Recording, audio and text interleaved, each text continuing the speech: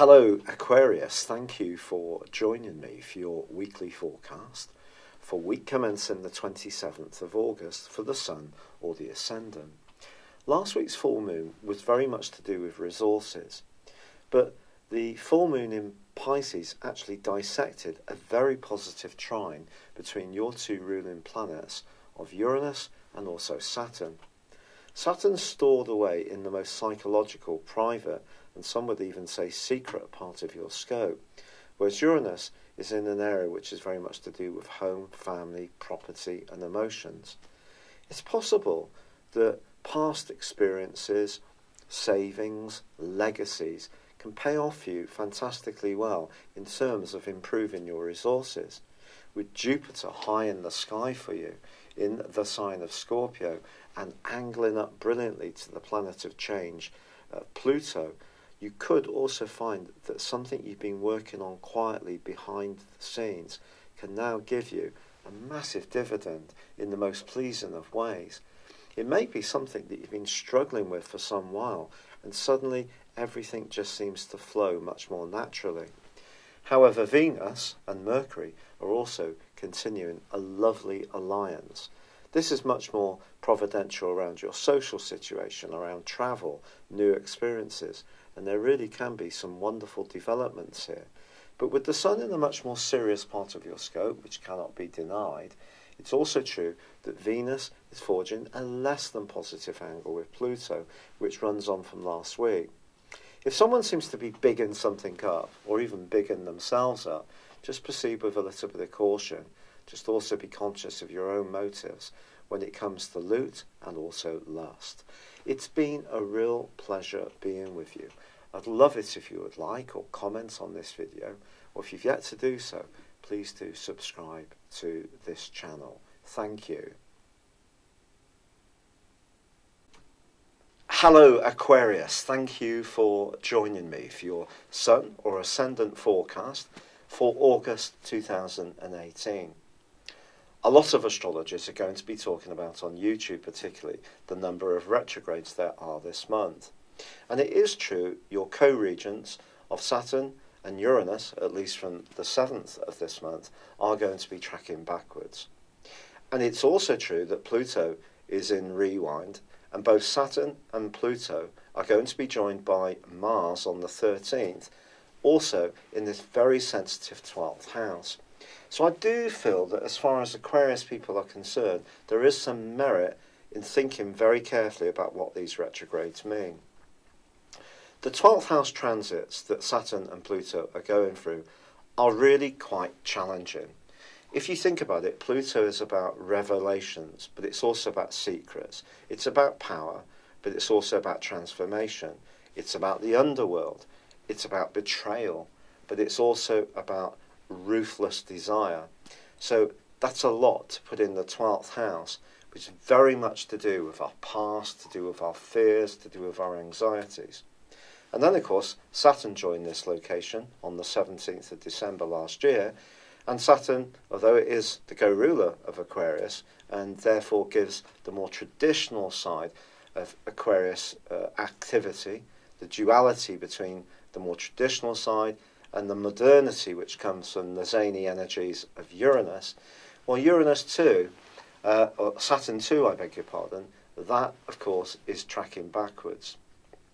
Now, in the 12th house, it is going to continue to be quite a tough old transit. I've just got to be truthful about that, rather than sort of be fuzzy about it. And it's about another 2 years that this is yet to run. But at the end of that 2 years, you and I will have completely transformed who we are, and will have a much healthier understanding of ourselves. We will have cleared up a lot of old debris. We'll have come to terms with a lot of aches and pains, especially of the emotional kind, and we'll move into the future as Saturn enters the sign of Aquarius with a much clearer understanding of who we are.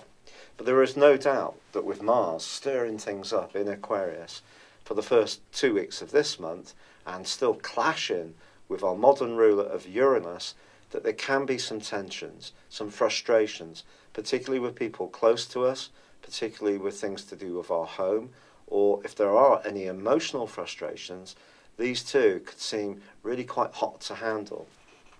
Now, if you've been tuning in, you all know that I've been suffering with rheumatoid arthritis, and this did come on not quite in the middle of May, but it certainly was manifesting itself around about from March, and this is an aspect which really speaks out to the condition I'm suffering, because fourth house is about structure and foundations in my body. First house is about the body itself and about overheating in some ways. So I'm kind of living testimony that that's a pretty tough right angle, and it has been going on since about the second week of May, on the basis of a 3-degree orb between the exact square.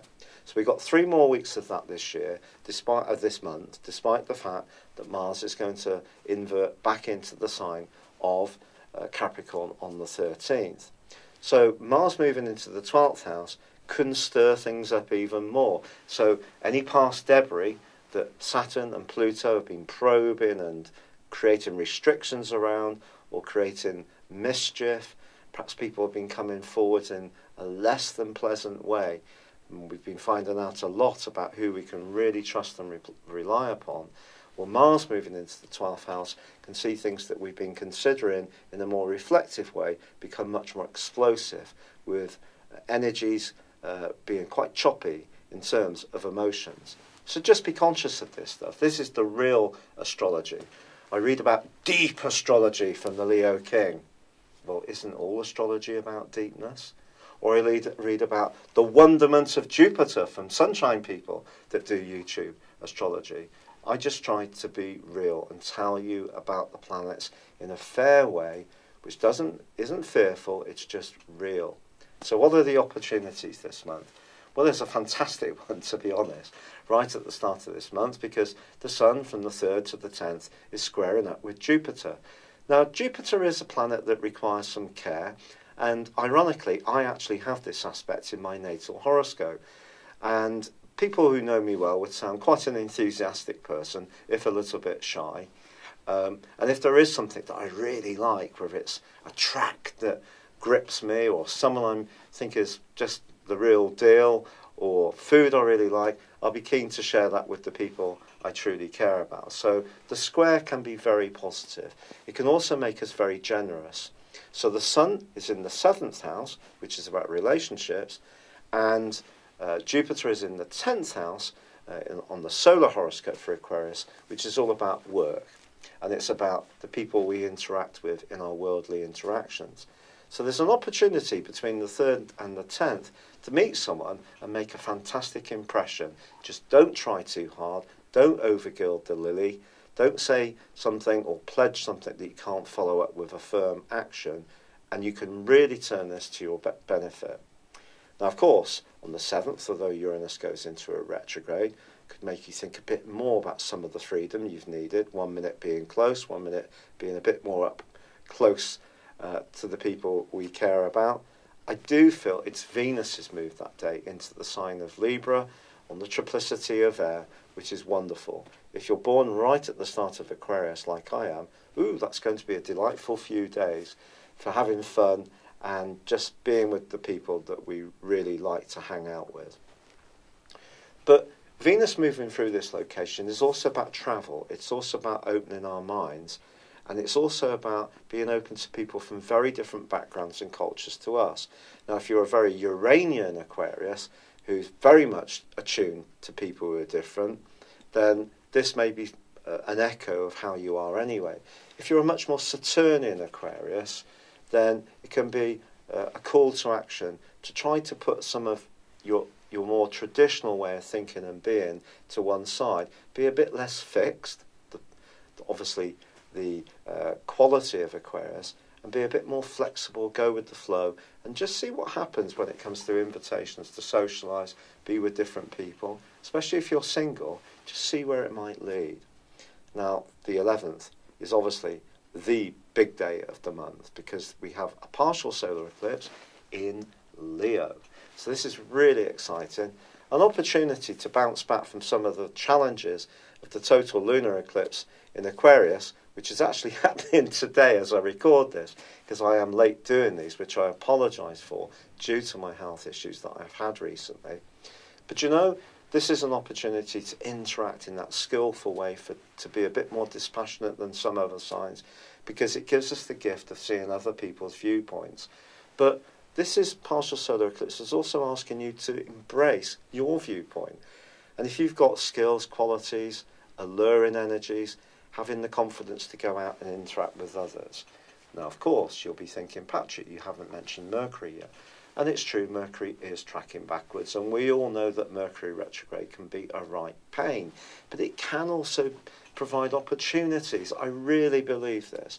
So although there may be some cross wires this month through to the 17th, before Mercury goes direct on the 18th, there also can be something that can be unravelled, a puzzle can be solved around a relationship that has got some benefits to it, but for some reason or another there's been some confusion, people haven't quite understood where one another are coming from, so work at it is really the encouragement here. But Mercury retrograde, it is possible that if you go to an interview, someone could misunderstand where you're coming from, or you start chatting someone up in a bar, they may feel that you're trying a bit too hard when you're actually being ultra laid back, and in fact may not even be sure if you're that interested. Those kind of glitches obviously can happen. So if you're trying to arrange anything that's pretty formal, just ensure that you check out with the other person, send them an email and say, are you good to meet on a particular day at so-and-so time, so that they know that that was what was agreed, and that way you can mitigate and limit the more onerous implications of Mercury's retrograde. Now, on the 18th, Mercury goes forwards, but it doesn't emerge from shadow until the 2nd of September. So a bit of realism. Yes, things can really sort themselves out to a larger degree, but perhaps around a very important relationship it may take a little longer. And perhaps you're going to need the benefits and the influence of the Sun, which moves on the 23rd into the deep psychological 8th house of your situation. And because it's in the sign of Virgo, details and precision and really looking at things, at the minutiae of things, is actually going to be very helpful. Now, there is a full moon on the 26th, which suggests that anything to do with finances may need some care, balancing your incomes and outgoings in terms of everyday costs against your longer term planning.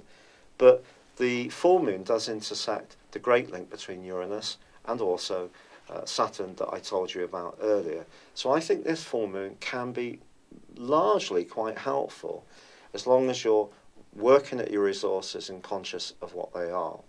So in the case of Aquarius, I've got to be honest, some of the people that are going to be talking a lot about these retrogrades may well have a point.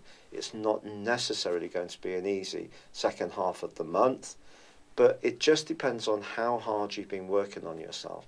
Remember, Pluto's been in the 12th house since 2008, and if you've really been working hard on your personal development, your spiritual development, the enlightenment of who you are, this won't be such a challenging month at all. It could be that your insights, your psychological understanding of others, and let's be honest about it, Aquarius people are usually brilliant at being armchair psychologists. This will help you to anticipate problems, understand where people are coming from, not take things personally, not create dramas in your mind. It really could be very helpful to you. But Mars moving back into the area, into the 12th house, can just bring a bit more sensitivity to the more forceful dynamism of Mars. So that is one that I do feel is going to need a bit of care. It's been a real pleasure being with you. I do sincerely apologise for being so late. I will try to do better next month as the medication and all the good stuff that I'm taking kicks in. I'm very grateful for any suggestions you may have made. I have listened to a lot and have changed my diet, and I am taking some important supplements. But for now, good luck. I'd love it if you would like or comments on this video, or if you've yet to do so, please subscribe to my channel, Real Astrology. Thank you. Hello, thank you so much for watching my video. I'd love you to join me at my Horoscope Ace app. You can find this at www.horoscope-ace.com. You can use it through Android, iOS, Apple or Facebook. Check out your ascendant or your moon sign or download your free birth chart. There's all your favourite videos, plus there are daily, weekly, monthly and yearly horoscopes for general, love, Chinese and Indian astrology. If your passion is tarot, there's my brilliant 3-card money or love tarot readings too. And it's all there at www.horoscope-ace.com. Thank you.